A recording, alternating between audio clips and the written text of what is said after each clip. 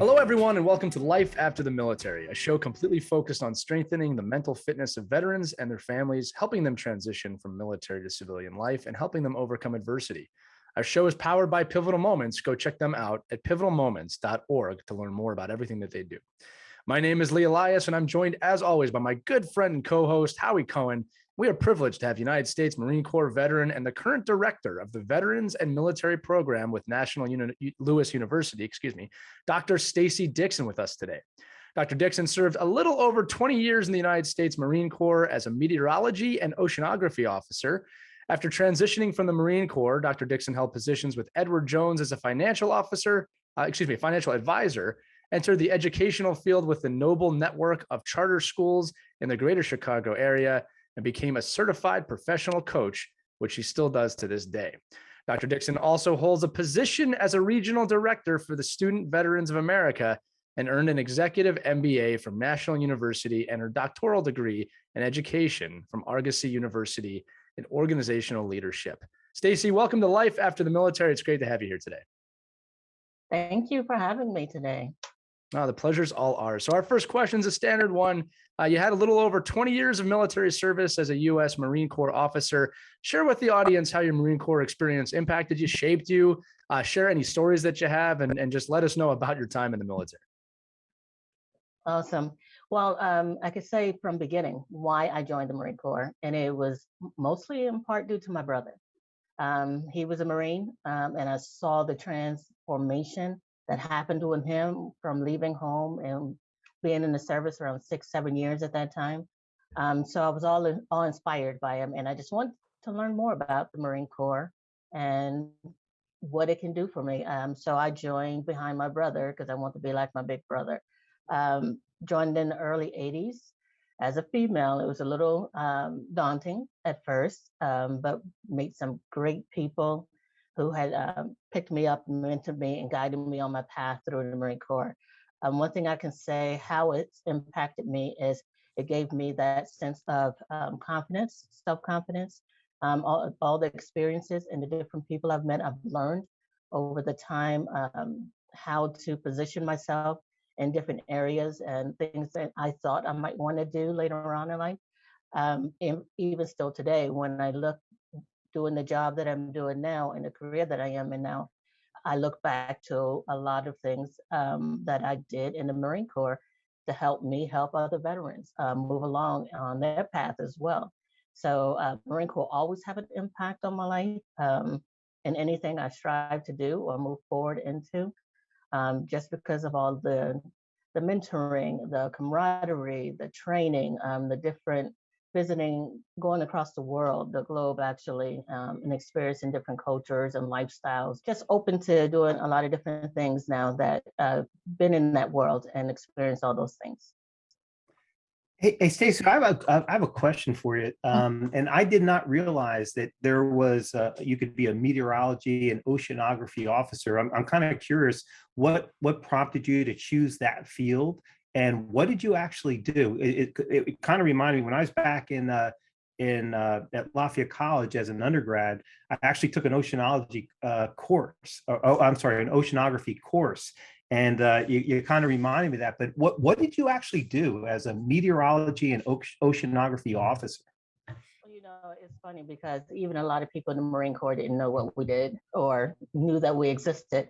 But around 5 years into my career, I was initially, sorry about that. I was initially at admin, and then it was not for me. So one of those mentors picked me up and said, hey, looking at my ASVAB scores and everything, said, you would fit into the meteorology program. I said, what is that? I mean, I knew what meteorology was, but I certainly didn't think Marine Corps had one. So I went over to his office and worked a few weeks in the field before going to school. So I said, yes, I love this. I want to do it. Let's go. What's my next step? So I went to observer school. And then do a few years as an observer. Observers, what they do is typically just record what's going on in the weather, the clouds, whether it's raining, lightning, the winds, barometric pressure. After a few years, I went to forecasting school, and that's when you get into the upper levels. And you're really briefing the pilots at this point, what their flights are going to incur during their flights, whether it's icing, the winds in the upper levels, headwinds, tailwinds, that sort of thing. And then as you get more experienced in the weather field, you go to different schools where you learn the Doppler radar and you learn different things. We had the satellite and we used all those things, especially when we were deployed remotely and we didn't have access to all the technology. We would just simply use the big 50-ton monster of a satellite that we would forecast from. It advanced into, because it was still a new field by the time I came into it. It's well under maybe 20 years in the Marine Corps. So when I came in, no female officers. You can only go from enlisted to warrant officers, so there were no female officers. By the time I became one of the senior enlisted, we became dual. We would not only brief pilots, we were also briefing the ground troops on the ground. So we would tell them what their targets would look like. We would tell them what sort of illumination they would have at night for missions.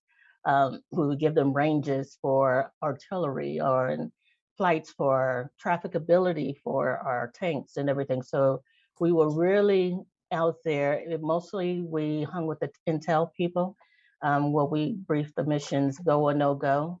And we worked mostly with, like I was saying, the tanks, artillery, pilots, weapon systems.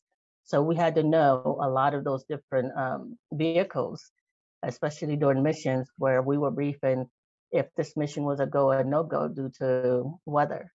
So that's pretty much in a nutshell what we did. As I became a senior enlisted, I applied several years for the warrant officer program, which after 10 years, on the 10th application, so that's 10 years, I became the first female weather officer in the Marine Corps. So, oh, very cool. Yeah, that was one of my greatest, achievements. So during my career, but I loved weather, still love weather, still want to run outside when it's raining, lightning and storming. So it's still ingrained in me. I want to just make a quick note because you're very humble. You are a trailblazer. You are a trailblazer in the Marine Corps and the Armed Services of the United States. And it's okay if you're not going to say it. I'm going to say it because I love having guests on here like that. But that is, again, from your story, again, that's amazing what you did. But, again, we love having trailblazers on this show, and you're no different. I'll put it that way, 100%. Oh, thank you. Very humble. Well, and listen, actually, Lee just posted something on social media a couple of days ago about humility, and I'm a firm believer that the most effective leaders I've ever served with or been around, or the ones that I respect the most, are the ones who are the most humble. So I think that's an important characteristic for an effective leader, to be honest with you. Unless there's a lightning storm, in which case she's going to run outside. She's not humble in the lightning storm, but none of us are out there anyway. So that's a good time to not be humble. No, but Howie's absolutely right. I think that is a quality of an effective leader, but I wanted to point that out for our audience because it is a major accomplishment. Thank you. Hey, so Stacey, what I'd like to do then is let's move on. As you started preparing for life after the Marine Corps, I'd like you to talk about how you actually planned for and executed transition. I'd love for you to share for us not only what went well, but if something didn't go well, or if you had to do over again, what would you do differently? And what I really want to share with our audience is, how can we help them through our experiences with transition to best prepare them so that they have a very successful and effective transition for them and their families? So maybe you can kind of talk us through your experiences. Okay. So my transition, I did it all wrong, to be honest. Okay. I did nothing that I would remind or suggest or recommend people to do today. When I was transitioning out, it was more of an immediate thing because it was medical. So I wasn't really prepared. I did stay in the military community, which I felt more comfortable and safe. So I didn't really think about those other things I was probably needing to do when I was transitioning. But when I transferred out of that military community and back to Chicago, then it hit me where all those things that I didn't know or I should have known all the organizations that were out there to support that transition and that I should have been connected with. Never too late, but definitely the recommendation is I know that they have the TAP program. Take advantage of those TAP programs. I know they have incorporated a lot more into the program than it was back in the early 2000s. Get to know those organizations in the community that are there to help you. That is their sole purpose of being there, is to assist your transition. If you decide to go into the career field, again, there's a lot of organizations out there. When I first retired, I was headhunted. I wouldn't say headhunted, but like Orion. I did connect with Orion later in that transition period, which they set you up very nicely with interviews, resumes, doing mock interviews with you and connecting you with organizations that pretty much suit your skill sets. So definitely, we have to connect our transitioning military to those organizations. I would like to see a way that organizations are tapping into the TAP program to let them know that, hey, we're out here. When you get here, if you're coming to Chicago, if you're going to Florida, this is who you need to see first. Just have like a line of transitioning. I can say I did not do it well at all. So learning from my mistakes, I like to teach people to reach out. Don't be shy. Don't be prideful. This is what we're here for, to assist you. So you're not making the same mistakes, not preparing, not looking at different organizations. One of the things a lot of people said to me, well, you got it made. You're a meteorologist. You can just go to a TV station or, the National Oceanographic. I said, no, it's not that easy. It's still a process. It's still a transitioning process. So I just tell people, think about what you're doing as you're getting close, whether you're leaving at 4 years or you're leaving at 20 or you're leaving at 30. You need to be thinking about that 2 years before that time, not wait until you get to that time to start planning, especially with families. I was a single parent, so I was going through that whole transition with high school children, trying to figure out what's the next steps. Relocating, you have to plan ahead. You have to be looking at those resources. Don't look at them as somebody's there are some bad ones, but there are more good organizations out there for the good of our veterans and military than there are bad. And I just encourage and implore people to make sure you're reaching out to someone. Someone's going to connect you to another and another and another. Just being back in Chicago, I had no idea. And over these years, I have been connected to organizations I haven't heard of. I'm a part of National Women's Veteran United, Illinois Joining Forces. I work with Steve Curta.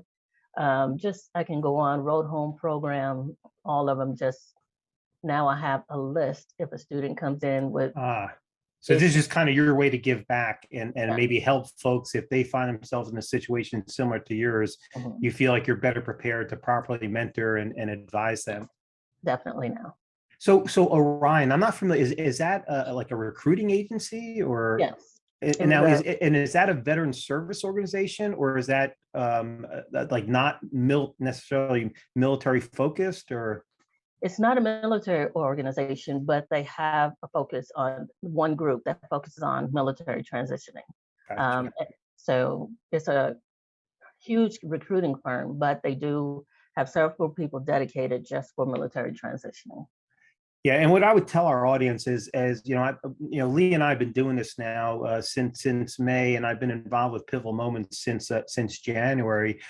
So I am coming across a lot of different veteran service organizations, and one of the things I want to be able to do for you, our audience, is to identify the ones that I think are doing it well, the ones who are offering great services, and whether it's recruiting, it's financial planning. There's some with that provide legal services. There's a whole bevy of organizations out there, in addition to what the military will provide you for your transition assistance. And my goal is to identify the ones I think are doing it well and bring them on here and let them kind of highlight what they do. And then you can make decisions on whether you want to get involved with them or not. But, I think you're doing exactly, I think that's one of the best things you can do is as you find them, Stacey, especially if you find yourself, and I'm sure you do, given your position right now at National Louis University, I'm sure you're doing quite a bit of whether it's formal, informal mentoring of folks and how to plan the rest of their life. Yes, definitely. And it becomes, I was just talking to the president the other day, and hope she sees this. She said, "So you're the handler?" I was like, "Yeah, pretty much I'm the handler, because I want the students to know that there is someone here, a point of contact, to put them in touch with the sources that they need. And if that makes me the handler, then I'm the handler." It's amazing how simple that idea is too, right? Like, and how you've talked to me about this. We talked about this before the show, that especially at the university level, I'm not sure things like that have existed when it's so simple to implement someone in that position to point people in the right direction, right? So one thing I would bring up here too is, and again, Howie, you've mentioned this, is that there's probably more of these programs available, or more handlers, if you will, than you realize if you're transitioning out. But you may have to, unfortunately, ask to find them at this point. I think one of the missions of Howie and I is to make sure that that's not the case. It's obvious, it's aware, and to look for it, or they to look to find them, what you're doing. But I wanted to bring that up because it's so simple, such a simple solution, right? It really is. But sometimes it becomes that stigma between military and civilian life. They're not going to know what I'm talking about, so I'm not going to ask. Right. So it might be that one person you're in front of right now that might happen to know who Dr. Dixon is and what she does. Right. So ask the questions, definitely. And the stigma goes both ways, right? Like, and that's one of the problems with the stigma. That's why it's a stigma. From the military side, there's one viewpoint. From the civilian side, there's another viewpoint. And honestly, the common ground is right there. It's just that there's a stigma. Like, the common ground is teamwork. The common ground is, look, these people know how to work together with other people. That's the greatest qualification you could possibly have for a job. So breaking that stigma, I mean, look, Howie's been leading that mission. I'm happily following him, right behind, just a little bit behind, though. You can't get too far ahead of the colonel. They get upset with that. But no, I wanted to point that out, because breaking the stigma is a goal of ours. Yeah, and it's definitely one that needs to be broken. Yeah. So we can blend in we can blend in anywhere. Yeah. You just gotta not know sometimes. And it's sad to say, and I have to mention this, is when I was, again, doing that transition process and no one told me, or I didn't ask either, where I was submitting resumes, and I did a little self-test myself. I took my military career service off resumes, and I was getting more callbacks. Oh, that's interesting, really. So it really happens. But then someone said, don't ever do that. Don't ever discount your service. And one of the things I tell people, I don't care if you served 1 year or 8 years, don't ever say, I only just did. You served your country, period. Absolutely. So 100%. Yeah, I think the key is, in my experience, is that you have to learn how to translate it in a way that folks who do not come from a military background can understand it. Because if you talk in military speak, if you talk in military jargon, it will not resonate and folks won't understand it. And that probably is where it can do you more harm than good. But a piece of advice that we've heard many of our guests share with us, I personally have learned to do this, I advise people to do it, is you definitely, I think it's important to highlight your military experiences, but you also have to get with someone who can help you translate in a way that someone in the corporate world or in the non-military world can understand and resonate with it, so that then they can understand, here's how this person could fit into our organization or add value to our organization. But if you don't do that, that's where I think you're doing yourself a disservice. But I think that's a really important point. And the good thing is that I think the process now is much more mature than it used to be. but it still can be a lot better than what it is. And so if we can add value to that process, that's what we're trying to do. So Stacey, I guess the first question I'd have for you, though, kind of getting back, because you had a very unique situation where you had to medically retire from the military. How much time did you have to prepare? Not a whole lot. It was just something that happened out of the blue. We didn't know what it was. So, and I was close to 20 years anyway. So instead of going through that long process of medical, they were just like, okay, well, we can't deploy you anymore, and just get ready to transition. But that was only like 6 to 8 months. Wow. Prior to me actually leaving, which I did go on the temporary disability list, retired list. But at that point, you're still not active anymore. Gotcha. So it didn't give me a whole lot of time to prepare. But I still don't think I was more outgoing enough for myself to reach out to different organizations, because I felt so comfortable in that military town around familiar people, and I had the military base there if I needed anything. So, but that's not, I mean, that wasn't good. That wasn't a good setting for transition. We need to get out, because eventually you're going to be out in, the civilian sector again, where they do things a little differently according to us and according to them. But that short amount of time, 8 months, is not enough time to prepare. And that's why I say, if you're really considering whether you're retiring at 20 or 30, or you're just going to make it to 10, you need to start planning that 8 to 10 years, that 2 years out. Right. Yeah. Gives you a lot of time to make those connections, learn about those different organizations, really set your sights on what you want to do. Because I moved around a lot. I was in industries that weren't even connected. So that's not knowing what I wanted to do or what I want to be when I grew up. So Right. I need to spend some time learning what would that be and what would that look like and where do I need to go. If I can, Howie, one thing I want to jump in here with is I like to give metaphors like scalable, visual. I'm a visual learner. And, something you're making me think of is in the civilian world with no military experience, it takes a normal person 6 months to acclimate to a job. That's with no military experience, right? Any job you get 6 months in is usually when you start to feel a little comfortable, right? And I think about this as, if you're transitioning out of the military, at least a year, minimum a year would be rushing it. Another metaphor, and this is going to be kind of funny, but I actually think this is a fair one. It's like, I remember when my wife became pregnant with our first child, right? It's basically, you got 9 months to figure it out, and then 9 months to figure it out after the kid's there. And then you start to maybe feel a little bit comfortable. I mean, the situation's kind of similar. It's like your life is going to have a major shift when you leave the military, right? And you're never actually going to be fully prepared, right? That's another, I think, part of the stigma here is there's not going to be a moment you're like, I got it, let's go. You're going to be unprepared for the transition, even if you prepare. But that's why it's so important to prepare. Are those kind of fair ways of looking at this? Because like I said, sometimes I think, I just need 2 weeks. We've had plenty of people on the show, too many people on the show say, yeah, I retired on a Friday and I started my new job on a Monday. And that was the preparation. And sometimes catastrophic results to that, right? Not always, but sometimes. But anyway, I that's what comes to my head when I think about this. No, I think you're right. And I think it's okay. It's okay to be that way, not have it all lined up perfectly. Right. Some people can do it. Most of us cannot, and we do not. But sometimes it's okay. And I had to reason with myself that, like going from Edward Jones to teaching, I was like, what is it? What am I doing? Because there was no connection there.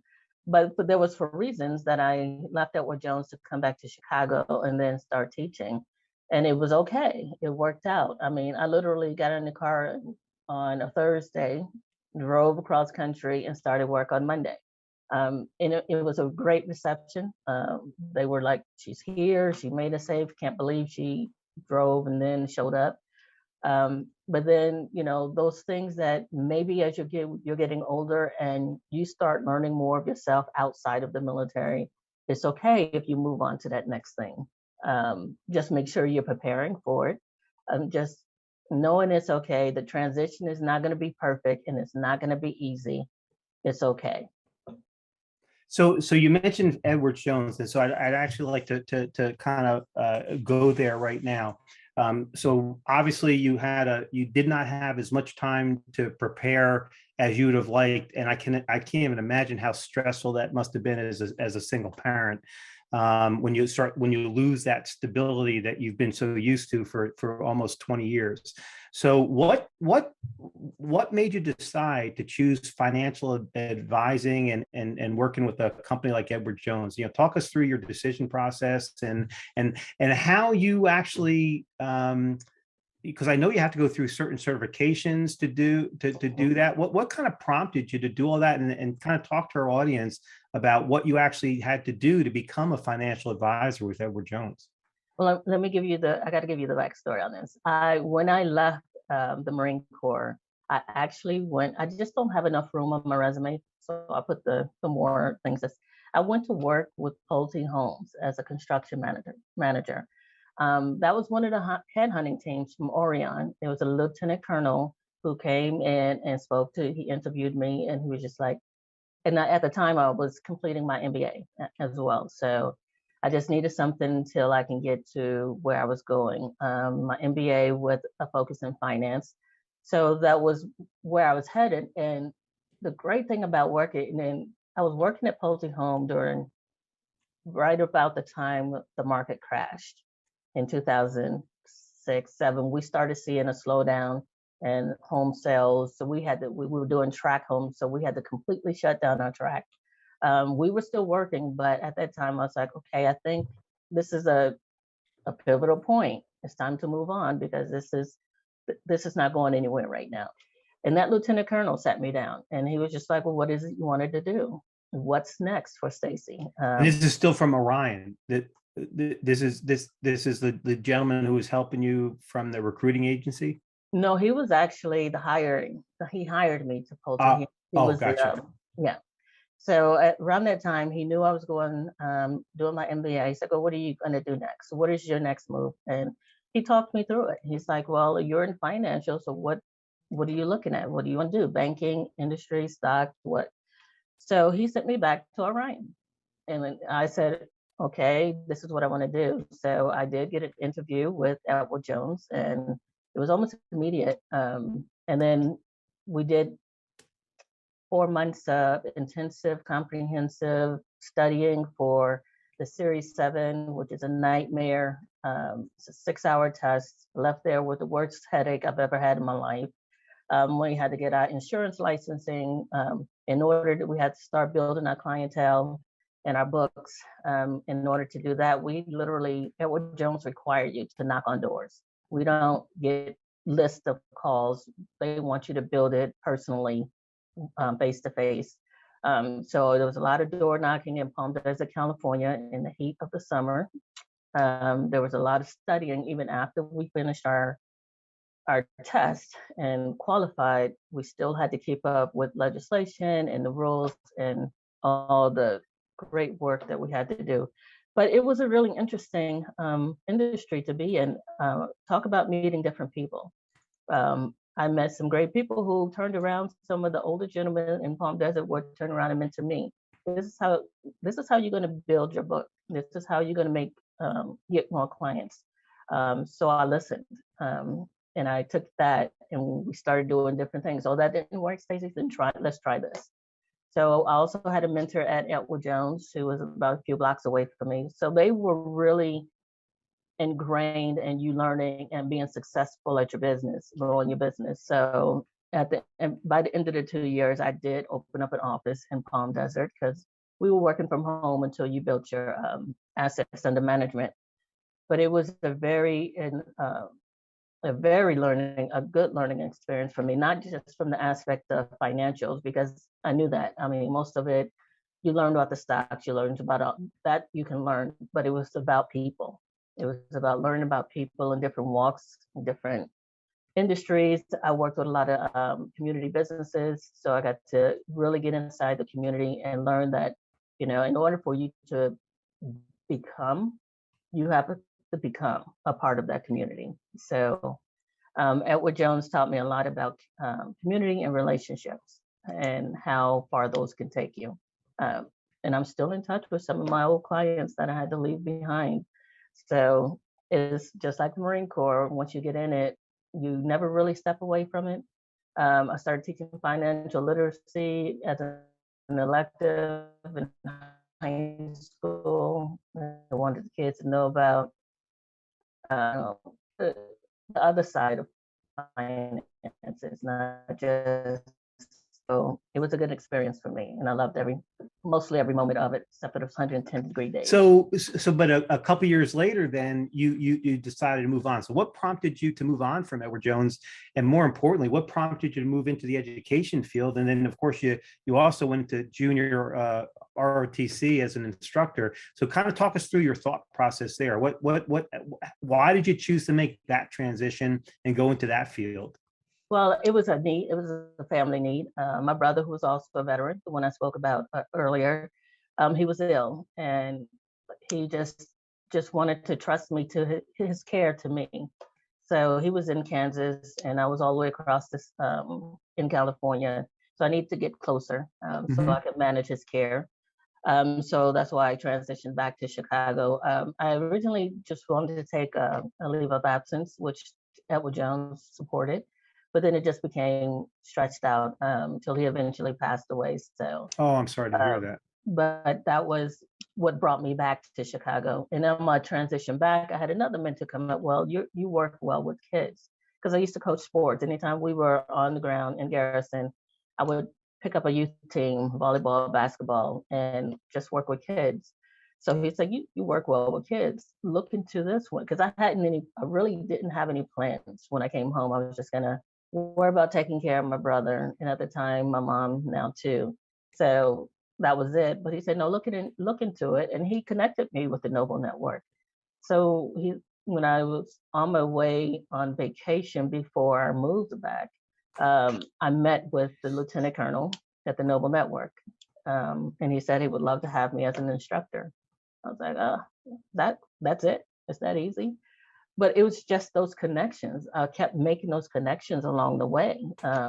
And I just started teaching junior ROTC, loved it. I really loved because they let the ROTC be autonomous. You didn't really have to, you did what you needed to do in that classroom. And these were students from the underrepresented communities that I had, 200 students each year. But to look at them now, some are married, careers, graduated from college, master's degrees. So we're still mentoring, we're still teaching, but we were able to really impact their lives in those ROTC programs. So we had, held them accountable, make them responsible leaders, teach them what leadership looked like. We take them to camps. We took them to Parris Island a few years so they could see what boot camp was really like, and just the mentoring. It was 8 schools at the time that had junior ROTC programs. We did everything together: competition, physical fitness, everything, drill. So I really loved teaching, but at that time it was 30 years in the uniform now, and I said it's time to come out of the uniform and do something. I want to stay in education, but definitely wanted to stay in education where I could impact. My passions were veterans or youth. So moving from teaching junior ROTC to a national university, I began to see some of those same students walking in the hallways. So I was like, wow. So I'm still impacting because I'm still talking to them, I'm still reaching out to them. And then when I became the director of the veterans program, and then I saw there was so much work that needed to be done, and it just became a drive. Yes, we need to have this. We need to be doing this. We need to reach out to. I had student veterans who came in that were on the verge of being homeless. How can I help you? We have resources for that. Connecting with somebody, bam, overnight they have somewhere to stay. So teaching high school kind of was a segue into getting a higher education. Now I could actually work with both groups as we're trying to bring the ROTC program to National Louis University too. So. Oh, really? Yeah, we're working on that. We're putting a second application this fall. So again, that connects the veterans, the youth, and the programs all in one. That's an amazing opportunity. I'll tell you what I admire about you so far in this interview. Well, aside from everything, but one of the things that you're speaking about that I think is kind of amazing is that we talk about pivotal moments here. You've already, up to this point in the episode, made 3 major transitions in your life professionally, right? You've gone to the military. I mean, it's probably 4 when you think about that. So you go to the Marine Corps, then you transition. You're at Edward Jones. Now you transition to being a teacher, right? After taking care of your late brother, God rest his soul. And now we're going to talk about another transition. So, that's something I've noticed about some of the guests we have. There's that flexibility, and Howie, correct me if I'm wrong, but I think that's something the military might be teaching the guests that we have, including yourself, is to be comfortable with the uncomfortable, right? Seeing this in a lot of our guests is that quick transition with the ability to do it, but it typically ends up in a place that you want to be. And what we find is the people that don't do that, they go down a darker path. And that's obviously something we're looking to fix. Now, Stacey had said a moment ago, and this is something I share too, is when you coach someone or you teach someone, time stands still for you when they're gone, but then they grow up. And I've been coaching for wow, almost 20 years now, to think about it. And what's funny is that I get calls from my original kids when I was in my early 20s that I coached, and they have kids. So they have kids, and they're, Right. they're, it's just, I remember them as this teenager, and here they are now. They're, they have kids. So I find that amazing. But it's going to lead into this. In 2018, you started your own business as a certified professional coach, and you still perform that role to today. So tell us the route you took to get that coaching certification and the motivation to get there. I think you spoke about it a little bit already, but and again, if you can, without obviously naming any names, any stories you have of how you helped. You've shared a few so far, and then always bringing it back to your military experience as a motivation. Right. Well, I don't even know where it came from. I think when I was teaching, a lot of the teachers were younger adults, Right. and what very few life experiences, especially professionally. So a lot of times, most of the time, I'd sit quiet in the room, and then I'll ask a question. After hearing all that conversation, I'll just ask one question, and then you could see the wheels turning in their head, like, well, that's simple. Why didn't I think of that? So then my classroom became, at lunchtime, let's go see the chief warrant officer. So I would start talking to these younger teachers. And then eventually I was like, I thought back to my days. There's another one for you, Lee, when I was a drill instructor. And you have, it's all yelling and screaming and spitting. Yes, we get that. But you also have those moments when you able to sit down with a recruit and say, hey, look, you chose this path for a reason, and you get to talking to them. You get to learn where they at and where they really want to be, and you just coach them through that. My son still lives in 29 Palms, California. I went to visit him probably before COVID. We were walking through the grocery store, and this young lady just started screaming, and I'm just like, wow, is she okay? Do we need to go help? Turned out to be one of my recruits from 1997. And she still recognized me. She saw me. She was crying. But when you make an impact on somebody's life and they can spot you out in a grocery store like 20 years later almost, that says something, that you're doing something right. So Right. anytime I get a moment to talk to someone, that's what I was doing. And I don't talk a lot. I actually ask more questions and make them have the answers, find the answers. So that got me into, I don't know, someone said, you're a great coach. And I'm like, I'm not a coach, I'm a teacher. And that's what. So then I said, no. They said, no, you're a great coach. So I just started looking into coaching. And I went through the World Institute of Coaching and got my certificate through there. It was a very comprehensive, very hands-on, very tense program. And then I just took that, and initially I was starting at the church. I would just give like seminars to the people at the church, and then it just started branching out from there. Most of it were people that I knew. For some reason, they just clung to it and said, hey, what do you think about this? Even my niece, what should I be doing? And she's in a great position now. And that's where it just started. And it's nothing that I do consistently, but when opportunity comes, that's when I use it. And I work with people. Well, Howie always says this, and I actually have a chance to say it today for a change, that he's often saying, when the student is ready, the teacher will appear. And that is absolutely the position you put yourself in. I got to say a few things real quick, Howie, before you jump to the next question.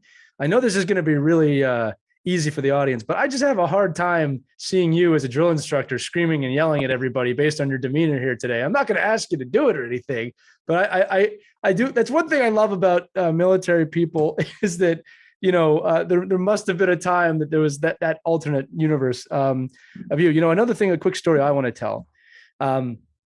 I've said this 1,000 times publicly, privately, like the military are my heroes, right? They're the people that I look up to. It's always been that way. It was instilled in me by my father. I think he grew up the same way too.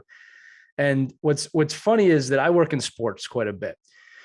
And, a lot of kids grow up idolizing athletes. And, sometimes that's actually really good. Sometimes it's really bad. But I always tell people in the military, you've never heard me say this before. I tell people in the military and I tell physicians this, all right? Because it's true. I think people in the military and physicians are just like pro athletes. And when I speak to military and physicians, they often give me well, how is that the same? They're millionaires and, I'm not Michael Jordan. I said, I'll tell you why it's the same. Because you have something in common with professional athletes. And you just told the story about this. When a professional athlete walks down the street, people recognize them. I know you. I watched you. I saw you do this. The athlete doesn't know who they are, right? Most of the time. When it comes to doctors and military, if you have an impact on someone's life, they go, I know you, even if it was for one day or 1 week or 1 month.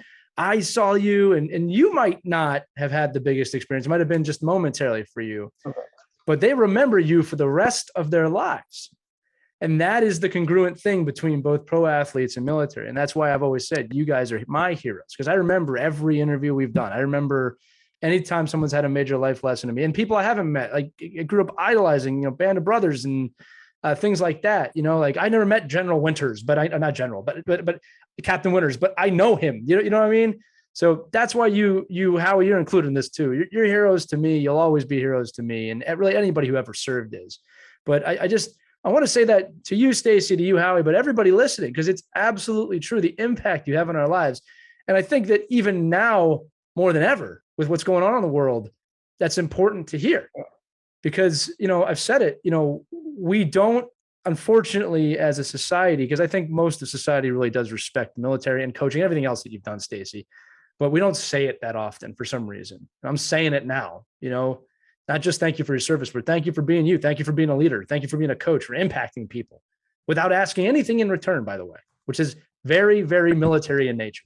So I wanted to share that story. I wanted you to know that. And again, I still can't see you as a drill instructor, but I believe you. I want you to know that.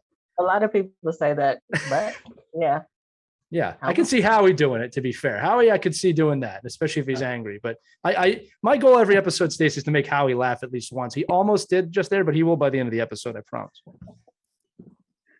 Well, thank you, Lee.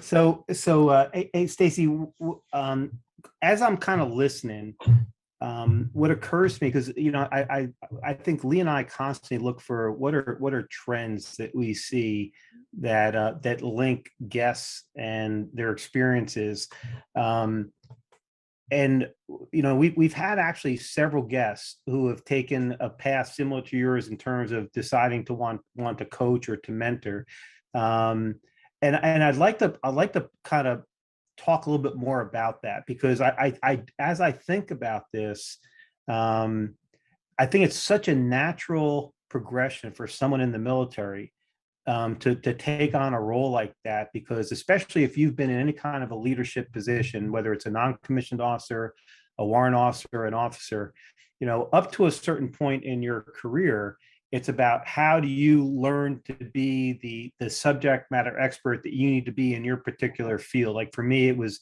communications in the Signal Corps. For you, it was meteorology, oceanography. And so pick a field, logistics, whatever it is. But I think if you stay in long enough, and again, whether you're a non-commissioned officer, a warrant officer, or an officer, at some point you realize that now it's time for me to to start teaching and training and developing the young men and women below me, like someone invested in me and helped me get, and in fact, many people invested in me to get me where I was. You know, you realize at a certain point, and I can very clearly remember when that happened in my career, it was time for me now to start mentoring and coaching and developing the men and women underneath me, and to help them achieve their personal and professional goals, to help them achieve whatever rank they wanted to achieve, to get to the jobs that they wanted to get to, the positions they wanted to get to. So it occurs to me that it's such a natural evolution for someone to leave when they transition out of the military, whether it's a full-time thing or a part-time thing. It seems like such a natural thing to do. And what I would love for you to share, I mean, you've told us about some people who've recognized you, but and listen, I know you're very humble. That is very evident from the minute we started. And I know you don't particularly enjoy talking about yourself, but I really would love to hear stories about some men and women, young men, young women, whatever it is, how you help them achieve their personal or professional goals, how you help them overcome challenges in their life, how you help them overcome adversity. I know that I just know that you've done this quite a bit throughout your professional career. And I would love for you to share those kinds of stories. And the reason is, I think that could be a great opportunity for other men and women as they start their planning to transition out of the military, again, whether it's a full-time thing or a part-time thing. I think that could be a great opportunity for them. So I would love for you to talk about, you know, who you've helped, how you've helped them, what they accomplished because you were in their life. And you don't, I'm not expecting to mention names, but, you know, if you could just kind of share, you know, reach back maybe 2 or 3 folks that really stand out for you, how they've been able to do something really meaningful in their life for having known you. Oh, it's an easy one, but it's a tough one. And one that just pops in my head is, I'm going to try and go from most recent to back, but young man that I had in my junior ROTC program, trouble everywhere he went. Why he was in junior ROTC, I don't know, but he was there and we talked. Sometimes I just let him vent. Sometimes it wasn't about being in the classroom, it was going on outside of the classroom at home. So just listening to him, letting him vent, you know, I'm not going to give you any demerits, till it came to a point where we can have a conversation. And he can actually open up and talk about what was going on. And started developing a level of trust. Yes, and how he was feeling. And so with that, I could take him and say, well, who do you need to talk to? And of course, he didn't want to speak to anyone. Okay, so what's your next step? You're a senior. What are we doing? Where are we going? And unbeknownst to me, over the summer as a junior going into a senior year, he joined the Marine Corps. Wow. Saying that he just thought it is, you know, hearing all my stories and listening to me and seeing the things that I've done, that he thought this might be the first step in his path. And he did that, and he did well. He served 4 years. And I literally was walking down the street, heading to the train station, going home, and this kid was running up, just running. And as closer he got, I realized it was him. And I was like, hey. And he stopped and he looked at me and he's like, oh, gave me a hug. And he's like, I'm in a hurry, gotta go. It was literally 2 months ago, I get a call here at work from this same young man, apologizing for not having the time to talk to me. He said, you deserved at least that. Let me tell you what's going on in my life. He said I was running because I was late for a class. He went to DePaul University. He was finishing his master's program, and he now works at the Chicago Board of Exchange. He said, I just loved your stories. He's doing well. He said, my wife is in her doctoral program. I love it if you can talk to her about what that experience is going to be like. He said, it's because of you that I've gotten this far. Everybody else had counted me out a long time ago in high school. Wow. So that's one of my most recent ones. I still, let's see, 1997, drill field. I was on the drill field. Not only do we have recruits, but as you get up in rank as well, you have the drill instructors underneath you. Drill instructor duty is not for everyone. and you got to be, you might get selected for it, and sometimes we don't have a choice to do it, but you know almost immediately if you're going to make it or not. So I had a couple of drill instructors who worked with me, struggling every day. It was a struggle for her. She didn't know how to manage 70 recruits by herself at one time. She was afraid to be up at night with the recruits alone. She couldn't manage the paperwork. She just was really having a really difficult time. So I kind of baby stepped her. I said, okay, you don't have to do everything all the time. That's why we have a team of 4. Let's start on what you're good at. If paperwork is what you're good at, then you're going to be in charge of all the paperwork. And then we can move you on to managing the troops or managing the training schedule. But it took her probably that first year before she realized that I still don't like it, but I got to do it to be successful and move on. And she just kept coming to me. What do I need to do now? How do I get to be a black belt? What happens after the black belt? So I just baby stepped her along the way. She made a successful tour out of the drill field, and then she went to officer candidate school. So because she had already had her degrees, she was more of an administrator, but she wanted to stay in the Marine Corps. So I said, the best thing you could do is go officer right now. You're still within the age limits. I think that would be the best route for you. And she was just like, well, why? I said, because your demeanor, everybody has your personalities are different. And I just think you'd be suited. And she went into as administrative officer, mostly logistics.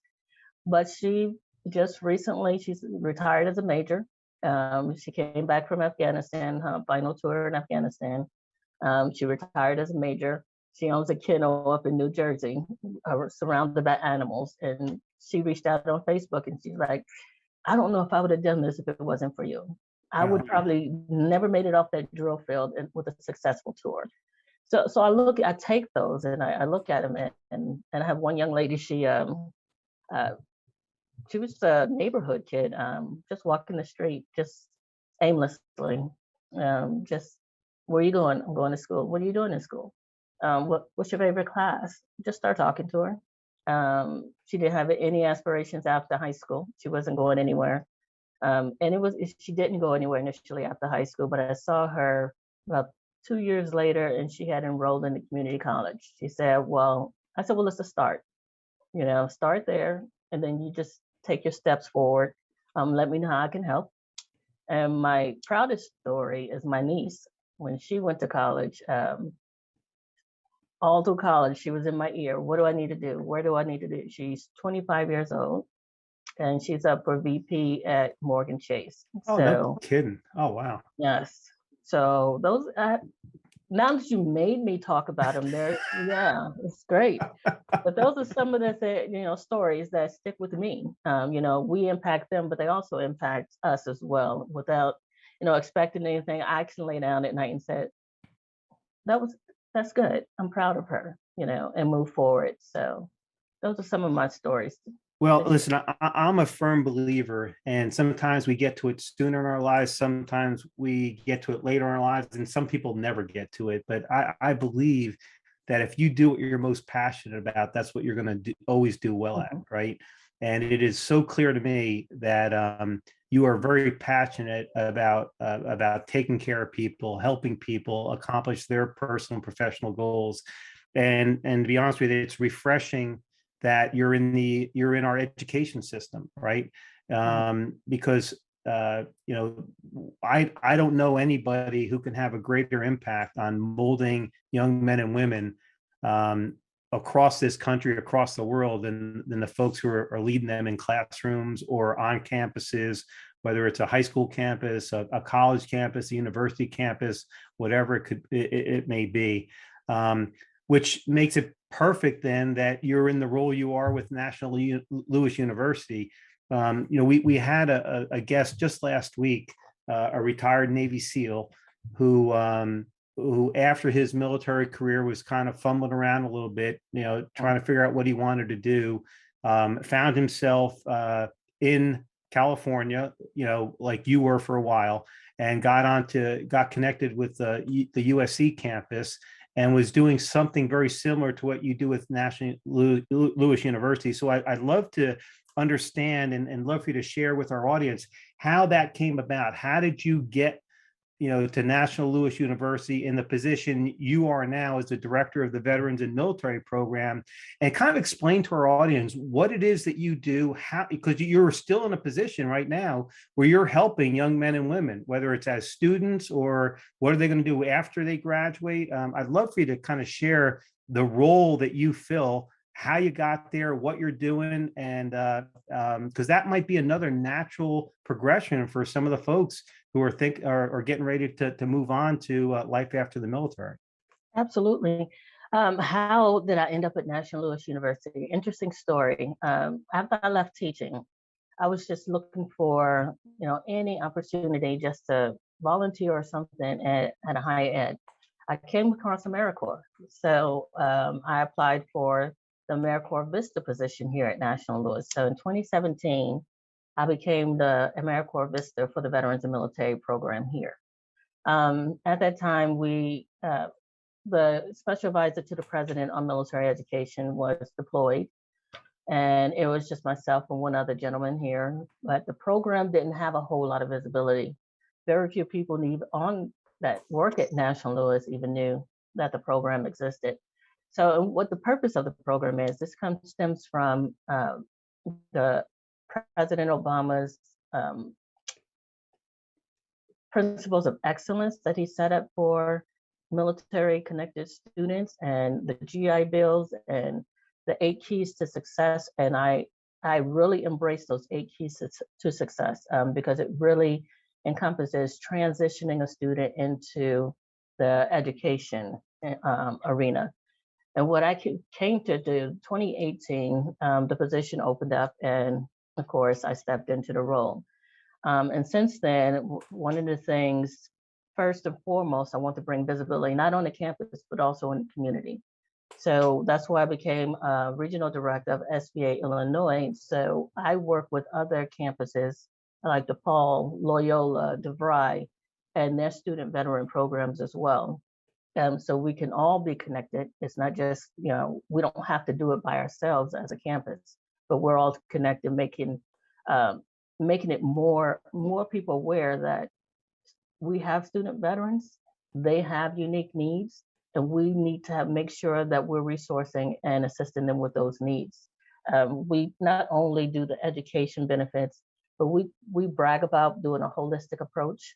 So if there's something outside of the school and that student is at risk of having to drop out because they have some financial issues, or they have housing issues, or they have some legal matters, instead of them dropping out or just dropping their classes, we connect them to those sources. So one story I love to tell too, actually. One gentleman that was working here, 2 students were ready to drop their courses because they could not pay their rent. They had to go out and get this part-time job so they can keep up with their finances. Instead of them dropping out, they were able to reach out to one of our community partners, and they would grant these students the money so they can continue their education. Didn't have to pay it back. So the students were able to, so quarterly, they would supply, help them out financially until they finished, and they graduated and went on to careers. Another story is one of the students, I noticed he was hanging in the lounge for long extended periods of time after his classes were done. And I'm like, do you have somewhere to go? And came out, he didn't. He was homeless. He was living in his car. And as long as he could stay here, he was happy. So I immediately reached out to another community partner, and this is right down the street, actually. And I said, you need to go here. And they gave him temporary housing till they found him permanent housing. So those are some of the things that we want students to know, that we're not just here to get your education finished certified. We're here to support you your whole education journey, connect you to the other resources, the resources I did not know about because I didn't ask, or they just wasn't readily available to me. And just to make sure that you're connecting with military-like people where you feel more comfortable until you get more at ease with your transition. So that's what we do at National Louis University, and similar to a lot of other of the universities in the community. We've just recently connected with the community colleges of Chicago because our dropout rate for student and veterans at the community college level, our completion rate was as low as 15%. Wow. So we were saying, we got to do something here. What can we do? So what we did was we partnered with the community colleges of Chicago so we can offer the students at the community college level our resources to help them through whether they transfer to an NOU or any other 4-year. At least they had those resources at the community college level to give them help them with their persistence and matriculation to complete their 4-year degree. We just did a female veteran homeless stand down in June, where we had over 15 organizations come together in support of our female veterans. We're having another one through National Women Veterans United on the 28th, this Saturday. We do social events. We want our students to get out of the building, get out of the classroom, and just go have a good time. Last year, 2019, we partnered with Chicago Park District so we can have some competitive sports amongst the different campuses. We got to do a bowling tournament where 40 or 50 students showed up. We were able to do a social downtown where 40 or 50 students show up. So we just want to make it a community for them, but we not only just want to make it a community for our student veterans, but we also want to be inclusive. We want to include them in the campus life. So like you were talking about earlier, Lee, the stigma. So on both sides, if we can come together so we can, erase that stigma about who we are and who they are, and then just come together as just a campus. Even if we don't have to define as a student veteran, because I found one thing I learned is a lot of students won't identify as military. And doing so, they miss out on some of the benefits they could be offered. And I want, every student to know, like I said, that was my mistake, taking my military experience off my resume. It was my mistake when I went to school and didn't tell anyone I was a military, a student veteran or military connected. And I would implore and disencourage or not encourage anyone to do that. So when you walk through those doors and you're talking to that outreach enrollment specialist, let them know, hey, I'm military connected. Is there anything I should be doing or anyone you can connect me with? But NOU is we're really ramping up our progress as far as careers. I know we talked about the resume before, and this is a plug, but partnering with an organization called Pure Post. And what they do is they take those military written resumes and they transfer them and they translate them almost perfectly and seamlessly. So anyone can understand what the skill sets are and experiences were. So we're partnering with them to train our advisors in career services as well. We want to host a lot more military-friendly organizations that are looking to hire military connected students, internships as well. So these are some of the things. I know it sounds like a lot, and it is a lot, but it's what they deserve. It's what we need to give to them. And that's what I'm really pushing hard to make sure we're doing it here at NLU, as well as in the state of Illinois as a regional director. So I have a question for you, Stacey. And again, I'm probably going to kind of show a little bit of my ignorance, but it won't be the first time in this show that I've done this. So when you talk about a student veteran, are we talking about someone who maybe maybe they did their first enlistment and they're getting out, or they're getting out to get the rest of their education to go back into the military? Is it a combination of both? And then the second thing I'd ask is, I have to imagine, I realize you just described a tremendous and extraordinary stories of how some people have overcome challenges like financial challenges, educational challenges, whatever. But I have to believe that there are a number of these students that are dealing with mental health issues, stress, maybe in need of some kind of medical attention. I'm curious, are you seeing that, and how do you handle that? Because this is another example when we talk about, eradicating or erasing the stigma. I was one of them, right? And there's so many who wore the uniform that are challenged with mental fitness issues. and don't talk about it because they don't want to show what they perceive as weakness. Right. I'm curious if you're dealing with those kinds of challenges as well, and how are you handling them?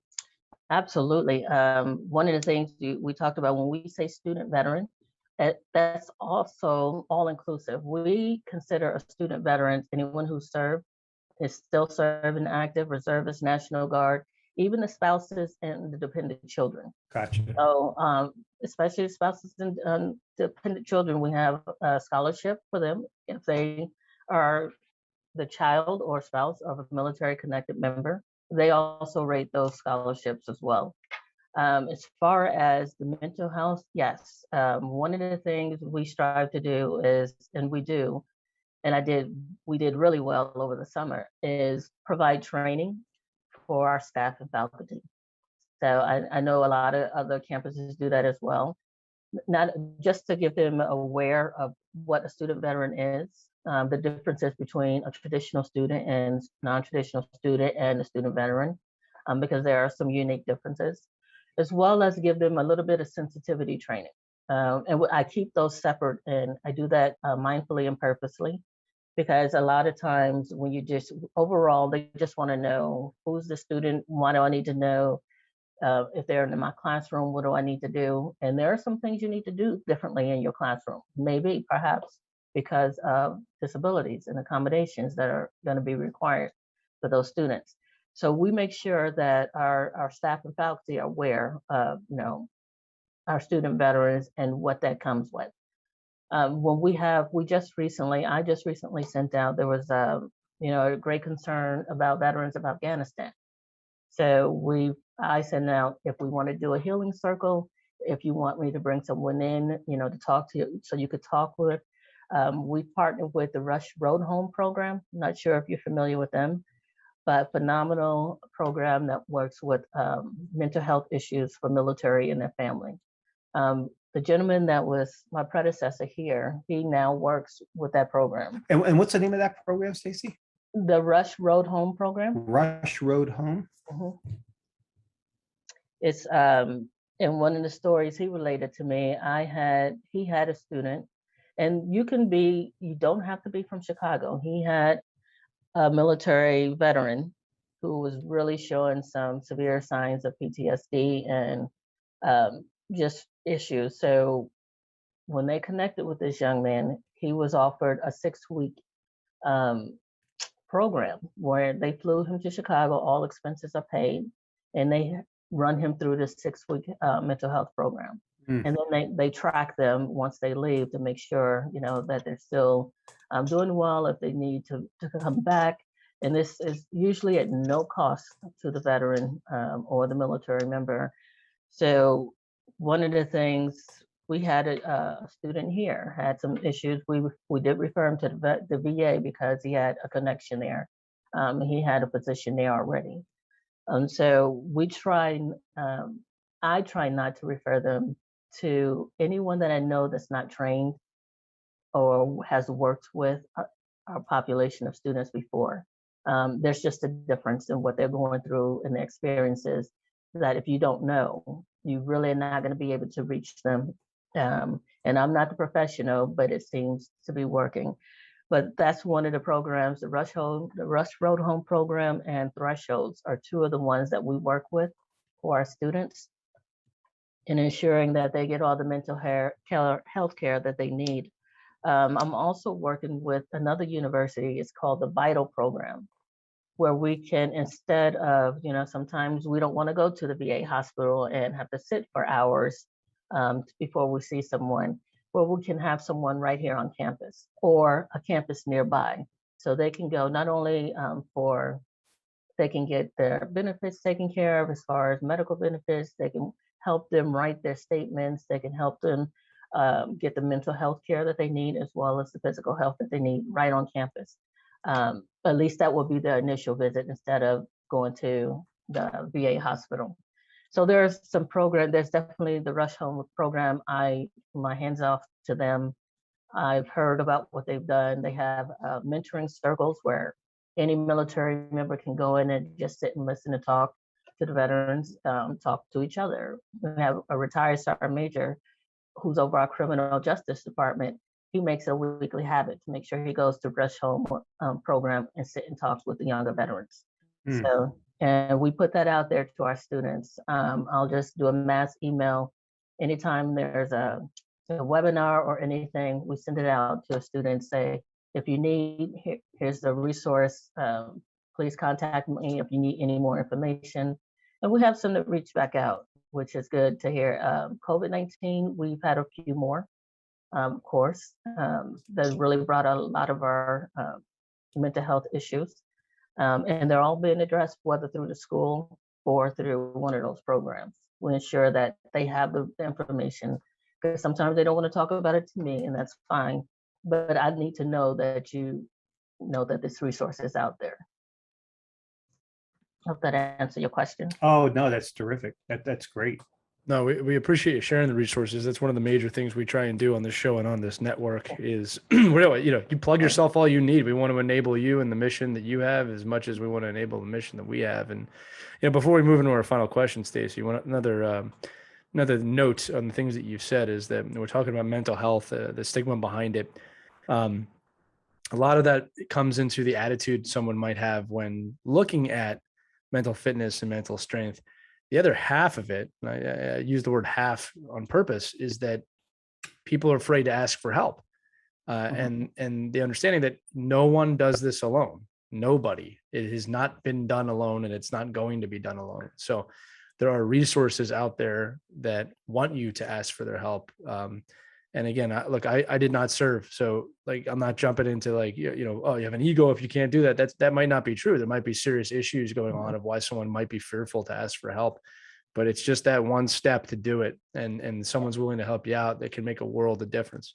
So before we jump into the final question, it's become commonplace here. Every one of our guests, every guest that we have, I create a book title for them. So if you were going to write a book or another book, first book, last book, whatever, I suggest some book titles based on the conversation we had today. They're very funny in nature. They're not meant to be serious, but I've got two for you. All right. The first one is Memoirs of a Marine Corps Weatherwoman. I would just pick that up. I think that's going to be a little more of an alternate reality. As you said, you never wanted to become a weatherwoman. Although when you said that early in the episode, I got this visual of you with a Doppler radar in your uniform for some reason. And then I said, no, you're right. That probably wouldn't work. But the other one I have here, which I think works for you, is Run into the Storm. I like that. You said that before. You said that at the beginning of the episode. Run into the Storm, maybe with a smile, by Dr. Stacey Dixon. I think that describes what you're willing to do, what you have done. The storm does not freak you out. You're not afraid to move in and out of the different types of weather, which you happen to know a lot about. But again, you feel free to use those if you write a book and let us know. All right. You don't have to though. Lee, that's funny because I do that too. I just write titles. Right. I don't do any writing, but one of them was The Weather Girl, Memoirs of a Marine Corps. Look at that. See, that was some synergy here. Yeah. The Memoirs of a Marine Corps Weatherwoman. That's what it was saying. Like how many people can do that? Yeah, Lee's just looking for a small amount of royalties, not a lot. Small, like 90%, 95%. It's no big deal. No, like that's amazing. Again, how many people can say that? Stacey, just you. Marine Corps Weatherwoman. I mean, probably more today, but back then it's amazing. Yeah. So look, that's going to lead us into our final question. As you know, Pivotal Moments, our parent organization, it's all about strengthening mental fitness worldwide. That's the mission. We all struggle with it from times, the most confident people down to the most unconfident people. We deal with it for varying degrees. And if you're comfortable sharing it, let us know. Have you ever had struggles with mental fitness? Obviously, you've seen other people that have.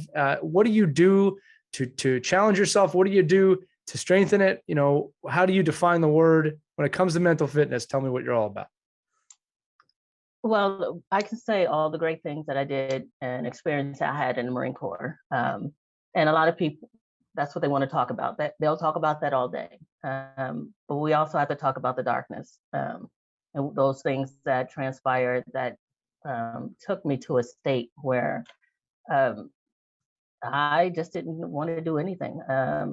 Let's think back to, I was in the Marine Corps. I joined the Marine Corps in the early 80s, 84, a time when women didn't even qualify with a weapon, a time when our PFTs were different than the men's. We had so many different things in the men, and that oftentimes caused a lot of friction between the male and female troops. When I went into weather, I can't remember a time I was stationed with another female.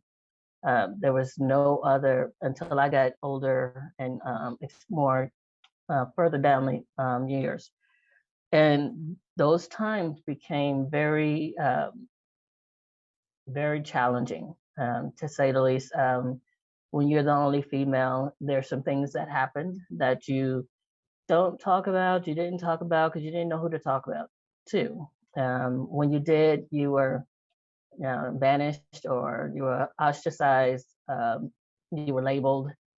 Um, and then, it was like you against the world. Some of those things, without going into detail, I know a lot of other women have experienced because we've talked about it.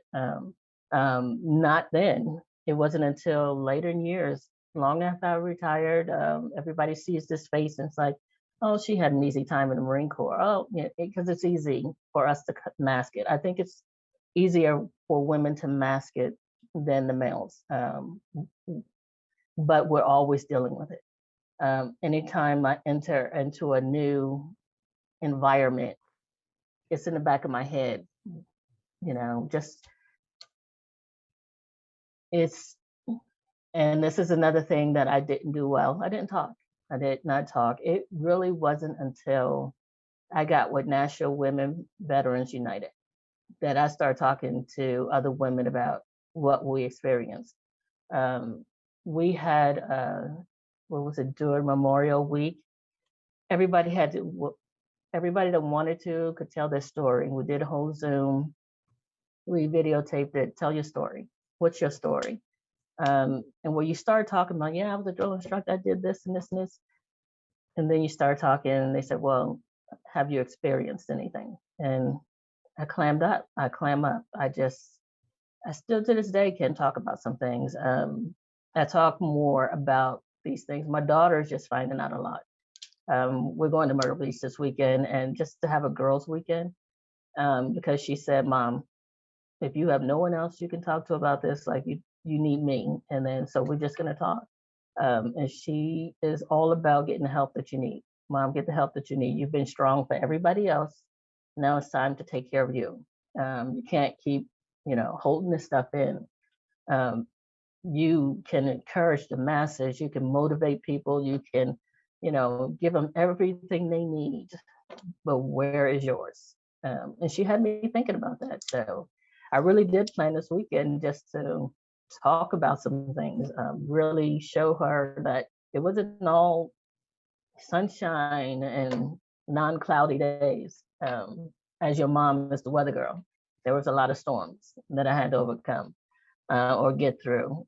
But I think, and I'm in a couple of women's groups right now, and one of the things you got to know this, Howie and Lee, that helped me, and it has been helping me, is I started painting.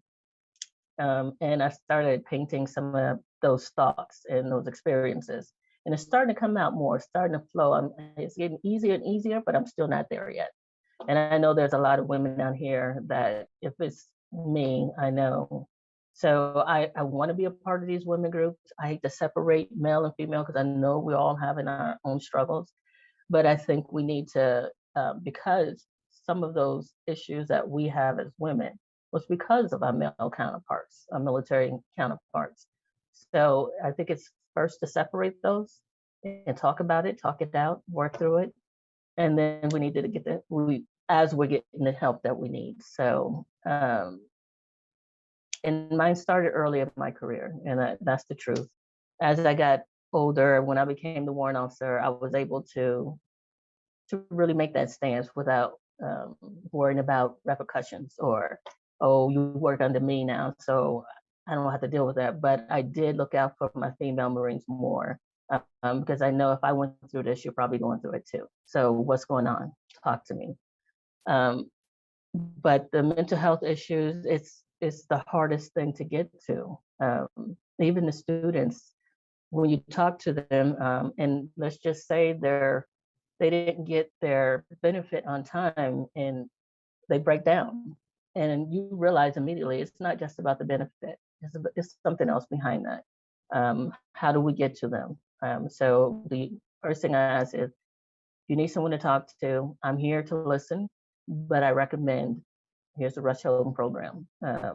You can go to the VA, or you can come in here and I'll get somebody from the Vital program to come in.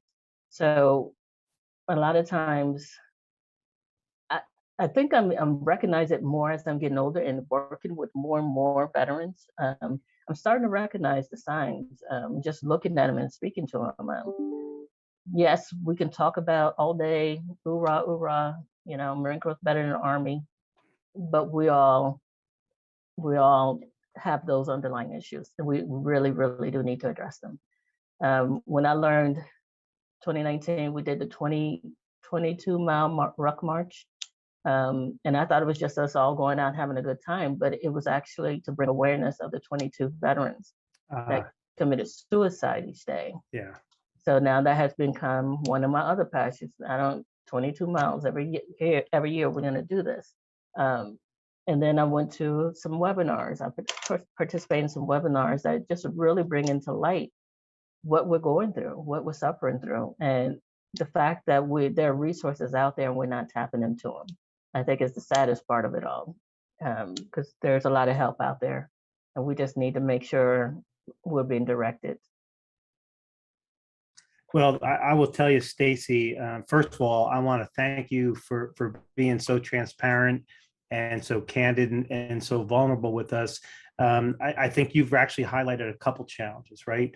And to be very frank with you, as we started this podcast, I was wondering what the challenges you may have faced as being a woman in the Marine Corps, being just a woman in the military, but especially the Marine Corps, because it's such a smaller group, and it's a very it's less of a diverse group than some of the other services are. And I could just imagine I can't imagine because I'm not a female, but what concerned me was, what are some of the challenges you faced as a female in the Marine Corps?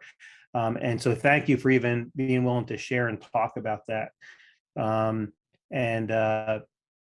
There's so much that we need to do better when it comes to that. I think one of the advantages I had in the military is I was in the Signal Corps, so it was not a male only force, right? Unlike the infantry or the artillery or armor, which is although there are some female in those female soldiers in them now. When I was serving, I mean, there were male only branches of the Army. I was fortunate enough to serve in a branch that had diversity in it, and so I was lucky enough to be able to experience that, and I think it helped mold me. Not everybody has that experience. And then you bring up another really significant challenge is veteran suicide, right? And what you're doing to help these student veterans, I think, is just absolutely exceptional. And it is so apparent to me, and I know Lee feels the same way, how much you deeply care about each and every one of these young men and women, or whether they're middle-aged. It could be, I guess, any age, right? But the deepness of caring that you have for them, to help them through their challenges, whether it's financial, educational, from a mental fitness point of view, I really applaud you. I really, truly applaud you. And anything we can do to help you continue to tell this story, elsewhere in the education field, and promote National Louis University, because like I told you, there are three types of folks that we want to interview on this program. And you fill a couple of those categories. One is the men and women who've gone through the transition and just sharing their story and lessons learned, and how can that help others. The second are the organizations that are very veteran friendly and that are helping them, whether it's active duty or veterans, adjust to changes in their life, and to go on to have a successful post-military experience. And then the third, and you mentioned this up front, is, if we're constantly in search of organizations, companies, corporations that are veteran friendly, that are actively recruiting military into their organizations, integrating them into the organizations, helping them adjust to their culture, because they know with that kind of an investment that these veterans will bring tremendous value to their organizations. We had two wonderful guests. One was a former Marine, the other was a former Navy SEAL. Both work with Dominion Energy. And I'll tell you, if you want a company that is veteran friendly, now I realize they're on the East Coast, but Dominion Energy, this is a phenomenal statistic. 1 in 5 employees of Dominion Energy are veterans. Wow. Yeah. So that is, I will tell you, that is one organization I will without hesitation recommend to anybody if they're looking for a veteran friendly, and they take care of their people. Awesome. But anyway, I just want to thank you again for your absolute transparency, candor, and vulnerability, and anything we can do to help National Lewis University and the Veterans and Military Program with NLU. Anything we can help with, we are here to help you in any way we can. Thank you so much, Howie and Lee, for having me. It's been a pleasure. I've always, any way we can get the word out, as much as we can, and that's what I think. I love what you guys are doing. This is great, a great platform, because everyone's doing podcasts now. So I think it's great that we have this voice. I will definitely share it with, my students and my leadership, so they know that, this is serious. We need to really start looking into how we're really supporting our student veterans, not just at NLU, but across the board. So well, and listen, I will tell you, and we could talk about this more off camera. I actually want to explore that more with you and the NLU leadership that I met with a few weeks back. I think there are potentially other projects we can take on where we can help each other, and I would love to explore those with you, and we can talk about that more off camera. Definitely. Cool. Definitely. Well, Stacey, I said earlier in the episode, you were a trailblazer, and you've proven it throughout the entire episode that you're a trailblazer, and it's not just limited to the military. Everything with your coaching and the way you approach things, and even when you answered about mental fitness, having the guts to explore that more. I think that you're a trailblazer across all fronts, and it has been an absolute pleasure. I said I always learn something from every one of these episodes, and this one's no different. So thanks so much for being here today. You're very welcome. Thank you so much for having me. No problem. So that's going to do it for this edition of Life After the Military, which is powered by Pivotal Moments. You can learn more about the organization at pivotalmoments.org. Make sure you go check that out. You can get more inspirational, entertaining, educational content. We're really building something special over there on all of our channels. For Howie Cohen and Dr. Stacey Dixon, I am Lee Elias. Thanks so much for joining us, and keep an eye out for more episodes of Life After the Military, wherever podcasts can be heard. We're everywhere. Thanks so much for listening, and we'll see you next time.